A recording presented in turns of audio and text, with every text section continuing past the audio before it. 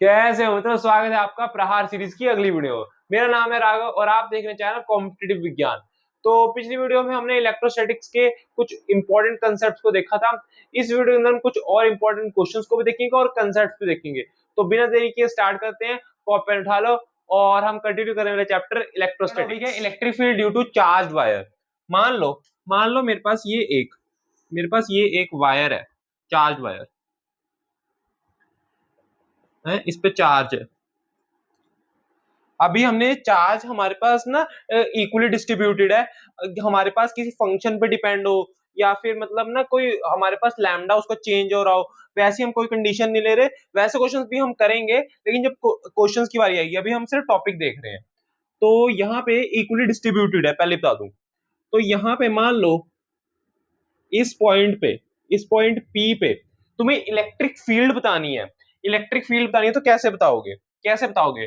तो अब हम इसका फॉर्मूला डिराइव करने वाले हैं। देखो कैसे करेंगे। सबसे पहले समझो, ये एक ये एक चार्ज वायर है। अब मैं प्लस का साइन नहीं बना रहा, ठीक है? ये लेकिन चार्ज है इस रैंडम पॉइंट पे। अगर हमें सिर्फ क्वेश्चन में क्या दे रखा होगा, ये वाले एंगल, ये थीटा 1, और यार ये डायरेक्शन इंपॉर्टेंट है, थीटा 1 और ये थीटा 2।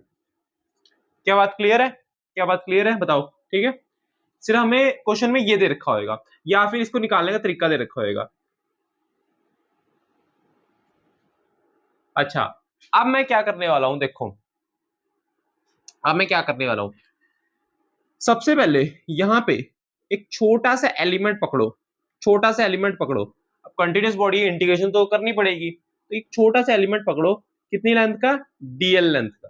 कितनी लेंथ का? डीएल लेंथ का। और ये हमारे पास जिस पॉइंट में निकालना है उस पर परपेंडिकुलरली हम जब इस लाइन पे आ रहे हैं परपेंडिकुलर इस पे आ रहे हैं, तो ये वाला पॉइंट हमें मिल रहा है। इस पॉइंट से हम कितनी दूर एलिमेंट ले रहे हैं? L distance. क्या बात क्लियर है इतनी? थोड़ा सा बड़ा बनाता हूँ, है ना? थोड़ा सा बड़ा बनाता हूँ ताकि अच्छे से देखिए।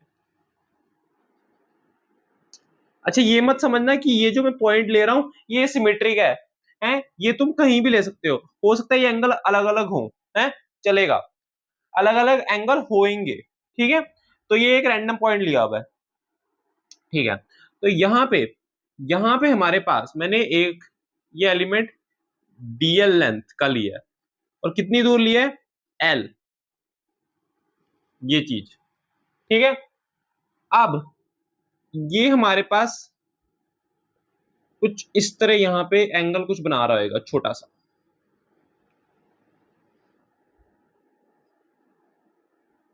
ठीक है? और ये इसके बीच में जो छोटा सा एंगल बन रहा होगा वो होएगा डी फाई। और इस लाइन से ये जो एलिमेंट है ये कितना एंगल बना रहा होगा? फाई, ठीक है? ये डेरिवेशन हमें थोड़ी सी ना मैथ सिखा रही है। ये डेरिवेशन हमें ज्यादा मैथ सिखा रही है फिजिक्स से, कि भाई एलिमेंट कैसे लेने हैं, मतलब चीजें सोचने में। अभी देखना और भी ज्यादा मैथ्स आएगी, इसकी इंटीग्रेशन में और ज्यादा मैथ्स आएगी, देखना। तो ये एनालिसिस में अच्छी होती है इसलिए मैं ये करवाता हूँ, है मतलब कई बार ना जो ड्रॉपर्स होते हैं टीचर्स ना ये वाली डेरिवेशन स्किप करवा देते हैं क्योंकि ड्रॉपर्स पे कम टाइम होता है। 12th वालों को ये करवाते हैं क्योंकि अभी उन्हें सिर्फ 12th एक साल में पूरी करनी होती है, फिर लास्ट में वो 11th रिवीजन करते हैं। लेकिन जो हमारे पास ड्रॉपर्स होते हैं उन्हें 11th 12th एक साल में करनी है, उसकी रिवीजन भी करनी है, टेस्ट सब कुछ देने होते हैं, उनपे टाइम कम होता है, उन्हें कम टाइम में ज्यादा चीजें कवर करनी होती है। इसलिए कुछ ऐसी डेरिवेशन जिसका कोई काम नहीं है, मतलब काम ऐसे नहीं मतलब ना अब 12th वालों पे थोड़ा टाइम होता है, उन्हें चीजें डीपली जाकर करनी होती है। ड्रॉपर्स ये चीजें पहले करके आए होते हैं तो उन्हें कई डेरिवेशन ना स्किप करवा देते हैं, उनका ज्यादा फोकस प्रॉब्लम्स पे होता है, ठीक है? तो हमारे पास यहाँ पे ये डीएल लेंथ का है। अब मैं अगर इस डिस्टेंस को आर कह रहा हूं और ये जो दूरी है इसको ए कह रहा हूं, ठीक है? इसको ए कह रहा हूं, इस डिस्टेंस को आर कह रहा हूं, और ये परपेंडिकुलर डिस्टेंस है, ठीक है? अच्छा, अब मैं अगर यहाँ पे इलेक्ट्रिक फील्ड लिखूं, एक स्मॉल एलिमेंट की वजह से, एक स्मॉल एलिमेंट की वजह से इलेक्ट्रिक फील्ड भी स्मॉल ही लेंगे, तो इस तरफ डीई इलेक्ट्रिक फील्ड आएगी, और इस स्मॉल एलिमेंट की वजह से चार्ज डीक्यू आएगा, है। इलेक्ट्रिक फील्ड इस तरफ, अगर मैं इस इलेक्ट्रिक फील्ड के कंपोनेंट्स ले रहा हूं, देखो ये फाई एंगल है, तो इसका सामने वाला ये फाई एंगल होएगा, है ना। तो ये बन जाएगा डीई साइन फाई, ये डीई कॉस फाई। क्या इतनी बात क्लियर है? बताओ पहले, इतनी बात क्लियर है कि नहीं बताओ। ये थोड़ी सी ना मतलब डायग्राम ना कुछ ज्यादा चीजें वेरिएबल्स वगैरह है ना, तो इसमें थोड़ी सी मुझे पता है खिचड़ी पक रही है, लेकिन यार थोड़ा सा ना खुद से करके देखना, थोड़ा सा ना डायग्राम को तुम अपनी कॉपी में थोड़ा बड़ा बनाना, ठीक है। देखो एक बार पहले, फिर आगे बताता हूँ। अब यहाँ पे हमारे पास डी कॉस फाई है। अब मैं अगर डी को पहले लिखूं, डी कैसे लिखा जाएगा, ये डी क्यू की वजह से हम इलेक्ट्रिक फील्ड लिखेंगे के डी क्यू अपॉन, ये डी क्यू इस पॉइंट से, डी क्यू इस पॉइंट से कितना दूर है पहले ये बताओ। ए दूर है, ए स्क्वायर आ जाएगा, ठीक है। हमारे पास क्या फॉर्मूला होता है, के क्यू बाय आर स्क्वायर, ठीक है, वही चीज है। अब यहाँ पे डी क्यू को हम कैसे लिखेंगे, अगर मैं, अब हमारा यहाँ पे काम आता है किसका, क्योंकि हमारे पास एक कंटिन्यूअस बॉडी है, तो अब हम चार्ज डेंसिटी का यूज करेंगे। हमारे पास यहाँ पे लैम्डा इसकी लीनियर चार्ज डेंसिटी है, लीनियर चार्ज डेंसिटी है। तो अगर मैं बात करूं लैम्डा होता क्या एग्जैक्टली, लैम्डा होता है चार्ज पर यूनिट लेंथ, यानी कि dq अपॉन dl। तो यहां से dq आ जाएगा लैम्डा dl, ठीक है। तो यहां पे लिख दो k lambda dl upon a square. अब यहां पे मेरे पास एक ट्रायंगल है, यहां पे एक ट्रायंगल है, ये डिस्टेंस है a, ये है r, और ये l, और ये एंगल बन रहा है फाई। तो यहां से अगर मैं सबसे पहले a को हटाना चाहूं, क्योंकि a ना हमारा वेरिएबल है, हमें वेरिएबल्स पहले हटाने पड़ेंगे, ज्यादा से ज्यादा वेरिएबल्स को हटा दो, सारी चीजों को फाई के फॉर्म में लेके आना है हमें, ठीक है, फाई के फॉर्म में लेके आना है। तो यहां से अगर मैं cos फाई लगा दूं, तो ये आ जाएगा r बाय a। तो a जब तुम लिखोगे, देखो a जब लिखा जाएगा तो ये a लिखा जाएगा r बाय cos फाई। तो यहां पे आ जाएगा के lambda dl r square, cos square phi ऊपर चला जाएगा।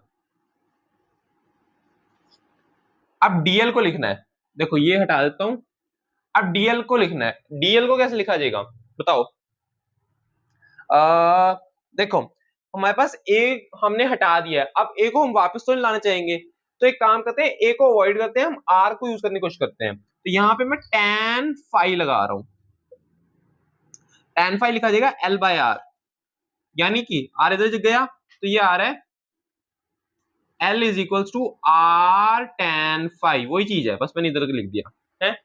तो यहां पे अगर मैं डिफरेंशिएशन करूं, ये आ जाएगा डीएल, ये आ जाएगा dl r secant square phi, और यहाँ पे अगर मैं चेन रूल लगाऊं, तो फाई की डिफरेंशिएशन साथ में लिखी जाएगी डी फाई। क्या बात क्लियर है इतनी, बताओ क्या इतनी बात क्लियर है। अब यहाँ पे डीएल फटाफट लिखो, k lambda cos square phi upon r square, और डीएल की जगह लिखा जाएगा r secant square phi D phi. क्या बात क्लियर है इतनी, बताओ क्या बात क्लियर है इतनी। तो यहां से cos square phi secant square phi गया है, क्या गया, तो यहां से एक आर भी गया, तो यहां पे हमारे पास बचा के lambda d phi upon r. सिर्फ इतनी चीज बची, बताओ इतनी बात क्लियर है कि नहीं, बताओ पहले इतनी बात क्लियर है कि नहीं। अब हमारे पास ये जो है, ये हमारे पास ई पैरेलल है, इसको हम ई पैरेलल बुलाते हैं, और ये हमारे पास ई परपेंडिकुलर, बल्कि डी फिलहाल अभी लिखो, क्योंकि हम ई तो निकाल लेंगे ना अभी। तो यहां से है, यहां से मैं थोड़ा सा ना ये रब करना चाह रहा हूं, ये पहले नोट कर लो हमारा, क्योंकि आंसर तो आ चुका है, अब हमें इंटीग्रेशन करनी है। कर लिया होगा नोट। देखो हमारा आ रहा था dE k lambda by are d phi, यही आ रहा था। हमें चाहिए ई परपेंडिकुलर, क्योंकि ये वाला जो हमारा कंपोनेंट है ये परपेंडिकुलर, सॉरी हाँ परपेंडिकुलर, मैंने शायद पैरेलल बोला, परपेंडिकुलर, ये ई परपेंडिकुलर है। तो यहां से आ जाएगा E perpendicular integration of D E cos phi, d की जगह लिखा जाएगा इंटीग्रेशन के lambda by are cos phi D phi. अगर मैं इस एंगल को देखो, ये मेरे पास शेप है ना, कुछ इस तरह की शेप है। अगर इस एंगल को मैं फाई वन कह रहा हूं और इस एंगल को मैं फाई टू कह रहा हूं, तो देखो ये डायरेक्शन में कह रहा था इंपॉर्टेंट, क्यों इंपॉर्टेंट है, क्योंकि जब फाई टू इधर जा रहा है इसको मुझे माइनस लेना पड़ेगा, माइनस फाई टू, क्योंकि एक तरह से मैंने ना इंटीग्रेशन को ना मतलब इस लाइन के फ्रेम में इंटीग्रेट मैं करना चाह रहा हूं, है क्योंकि हमारा पॉइंट इस लाइन में है। तो एक तरह से ये वाली साइड, इस लाइन के ये वाली साइड, नीचे वाली साइड हम माइनस लेके चल रहे हैं, तो माइनस फाइव बाई टू आएगा, तो ये आ जाएगा प्लस फाइव बाई वन। ठीक है, तो जब इंटीग्रेशन होगी के लैम्डा बाय आर, ये सब कांस्टेंट है, cos फाई हमारे पास आ जाएगा साइन फाई, इसकी इंटीग्रेशन साइन फाई होगी plus phi one minus phi two. तो जब यहां पे ये रखा जाएगा के lambda by R sine phi one minus sine minus phi two, है ना, तो ये माइनस बाहर आ जाएगा, तो यहां पे तुम्हारे पास बच जाएगा साइन फाई टू और ये चीज प्लस बन जाएगी। ठीक है, ये बन रहा है। ठीक है, ये चीज नोट कर लो। तो यहां से इसको मैं रब कर देता हूं, इसका कोई काम तो हो चुका है ना। तो फाइनली जो आंसर आ रहा है वो आ रहा है, ये नोट कर लेना क्योंकि मेरे पे यहाँ पे थोड़ी सी जगह कम है, तो ये आ जाएगा E perpendicular, sorry E perpendicular is equals to K lambda by R sine phi one plus sine phi two. ठीक है, ई पैरेलल भी निकाल लेते हैं, ई पैरेलल होगा integration of D E sine five, तो ये आ जाएगा के lambda by R, K lambda by R और sine phi D phi minus five by two से ये फाइव वन तक, ये फाइव बाई, ये ना मतलब मैंने डिवाइड नहीं कर रखा, ये फाइव टू मतलब एंगल है। ठीक है, तो यहां से आ जाएगा के lambda by R sine phi का हो जाएगा कॉस फाई, माइनस वाला, माइनस को बाहर निकाल लो, phi one minus phi two, तो यहां से बनेगा के लैम्डा बाय आर कॉस, ये आ जाएगा cos phi one minus cos minus phi two. अब यहाँ पे है माइनस फाई टू आ रहा है, अब कॉस के अंदर माइनस का कोई मतलब नहीं होता, तो वो अपने आप ही गायब हो जाता है, तो ये आ जाएगा कॉस फाई टू। ठीक है,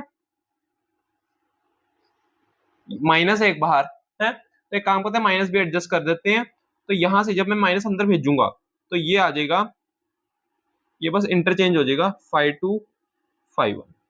ठीक है, चलो ठीक है। हाँ, तो यहां से हमारे पास ये वैल्यू आ रही है के lambda by are cos phi two अब माइनस फाई वन। ठीक है, तो मैं सिर्फ फॉर्मूला लिख रहा हूं, किसने नोट करना है कर लो।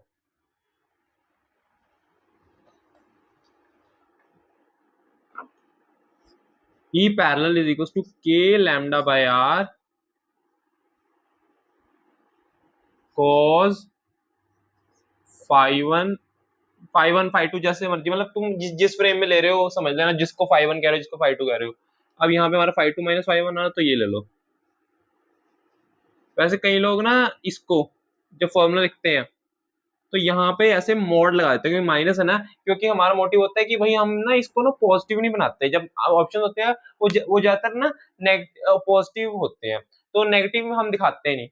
इसलिए मतलब क्योंकि मैंने पहले भी बताया है कि हम जो नेगेटिव या पॉजिटिव होता है वो सिर्फ डायरेक्शन के लिए होता है, डायरेक्शन का उसका काम खत्म हो जाता है। तो हमारे पास यहाँ पे ना मतलब पॉजिटिव नेगेटिव लिखने का कोई मतलब नहीं है। तो कई लोग ना इस पे मोड लगा देते हैं कि भाई ये पॉजिटिव चीज रहे, क्योंकि माइनस है ना, हमें नहीं पता कौन सा ज्यादा है कौन सा कम है, तो ऐसे मोड लगा देते हैं। चाहे तुम भी लगा लेना, कोई दिक्कत नहीं, तो लगा ही लेते हैं। ठीक है, लगा ही लेते हैं। देख लो, अगला टॉपिक है electric field due to charge arc. इससे क्या मतलब है, देखो हमारे पास यहाँ पे एक आर्क है, आर्क का मतलब हमारे पास ये मान लो अगर पूरा सर्कल है, इसमें से मैंने एक छोटा सा टुकड़ा निकाल लिया, बाकी सबको साइड में फेंक दिया, सिर्फ एक छोटा टुकड़ा मेरे काम का है? इसकी वजह से अगर ये चार्ज है, इसकी वजह से हमारी इलेक्ट्रिक फील्ड क्या बनेगी हमें वो बताना है। और इलेक्ट्रिक फील्ड बतानी कहाँ पे है, यहाँ पे।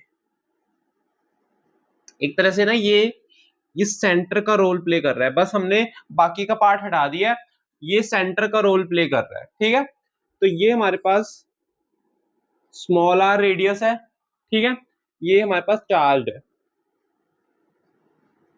ठीक है, इस पॉइंट पी पे हमें इलेक्ट्रिक फील्ड बतानी है। ठीक है, तो निकाल लेते हैं। देखो क्या करना पड़ेगा, अब ये चार्ज है, मैं प्लस का साइन नहीं बनाऊंगा,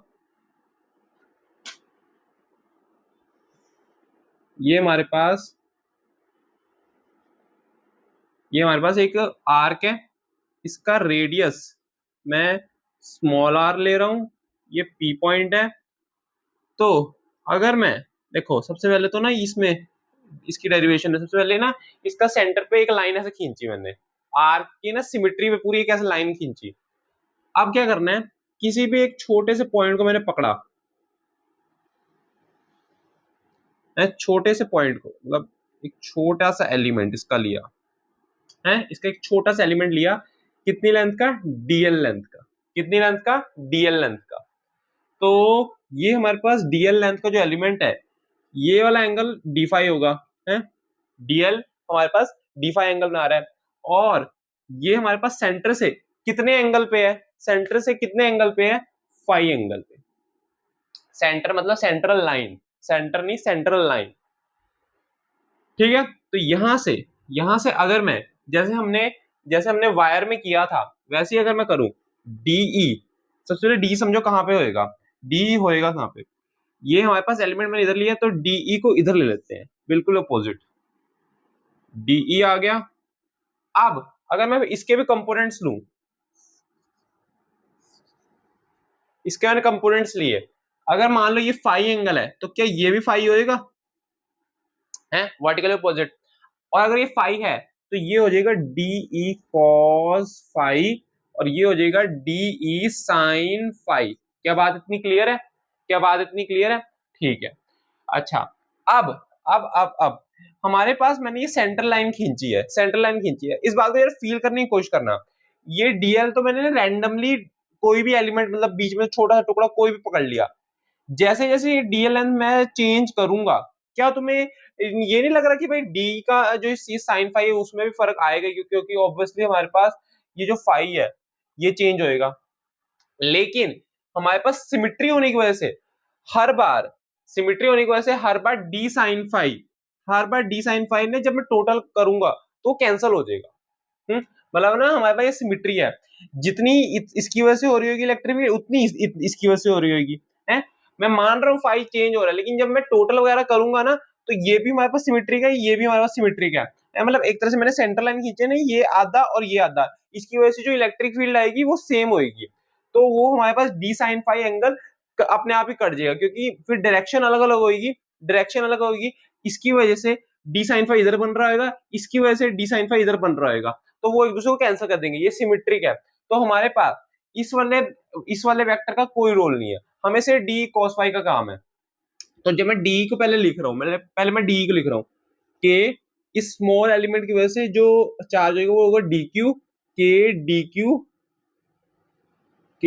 क्यू अपॉन कितनी दूरी पे है, ये हमारे पास इससे कितनी दूरी पे है, आर, तो ये हो जाएगा आर स्क्वायर। क्या बात क्लियर है, अब इसकी चार्ज डेंसिटी मैंने बताया था ना पिछली बार मैंने बताया था lambda is equal to D Q upon DL, तो डी क्यू हो जाएगा लैम्डा डीएल।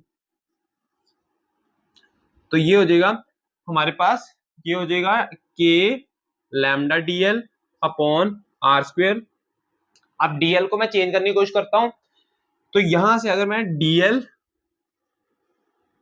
मेरे को ये वाला फॉर्मूला सबको पता है L is equal to R theta, ये वाला फॉर्मूला सबको पता है, यूनिट डायमेंशन पे करते हैं। तो यहाँ पे अगर मैं देखूं DL is equal to R D five, ठीक है, तो ये हो जाएगा DL is equal to R D five, ये हो जाएगा के lambda R D five upon R square, ये गया आर, तो यहां से बचा के lambda D five upon R, ठीक है, ऊपर लिख देता हूं इसे, dl is equal to R D five. तो अब हमारे पास जो नेट ईपी होएगा इस पी पॉइंट पे, वो होएगा integration of DE cos five. क्या बात क्लियर है इतनी? तो डी की जगह मैं रख दूंगा इंटीग्रेशन के lambda by are, D five को ना साइड में लिखना ताकि थोड़ा अच्छे से दिखे, कॉस फाइव डी फाइव। क्या बात इतनी क्लियर है? अब रही लिमिट्स की बात। लिमिट्स की बात करूं, अगर मान लो तुम इस एंगल कुछ भी ले सकते हो, अगर इस पूरे एंगल को मैं थीटा मान रहा हूं, इस पूरे एंगल को मैं थीटा मान रहा हूं, और मैंने कहा था मैंने ये जो लाइन खींची है सेंट्रल लाइन खींची है बिल्कुल सिमेट्रिक, तो क्या ये वाला एंगल थीटा बाय टू हो जाएगा और बाकी बचा एंगल थीटा बाय टू हो जाएगा? तो क्या मैं हम यहाँ पे लिख सकता हूँ माइनस थीटा बाय टू से लेके थीटा बाय टू, ये लिख सकता हूँ जैसे हमने किस में किया था, चार्ज वायर में है। क्योंकि मैं एक्चुअली मैं ये एक तरह से माइनस से जा रहा हूँ, क्योंकि मैंने इसे मैंने एक तरह का फ्रेम ले रखा है, जैसे हम एक तरह से फ्रेम की चीज को पकड़ के चलते हैं ना कि उसके रिस्पेक्ट में सारा काम करेंगे, है इसके फ्रेम में मैं सारा काम कर रहा हूँ इस सेंटर लाइन के। तो इसके इधर मैं माइनस मार रहा हूँ, इसके इधर मैं प्लस मार रहा हूँ, ठीक है, मैंने सेंटर लाइन के फ्रेम में सारी इंटीग्रेशन वगैरह कर रहा हूं। तो यहां से ये हो जाएगा के लैम्डा बाय आर, ये कांस्टेंट है, cos फाइव का हो जाएगा sine five theta by two minus theta by two, ये हो जाएगा के lambda by R sine theta by two. और इसमें जब मैं sine minus theta by two, minus minus बाहर आ जाएगा, माइनस साइन के बाहर आ जाएगा, तो ये हो जाएगा plus sign theta by to, है ना, ये हमने पिछली बार किया था। तो यहां से जो फाइनल आंसर आएगा, ये सबने नोट कर लिया क्योंकि मैं यहाँ पे अब आंसर लिख रहा हूं, जो फाइनल ईपी आएगी वो आएगी 2k lambda by R sine theta by two, ठीक है। ये भी बहुत इंपॉर्टेंट हमारे पास फॉर्मूला है।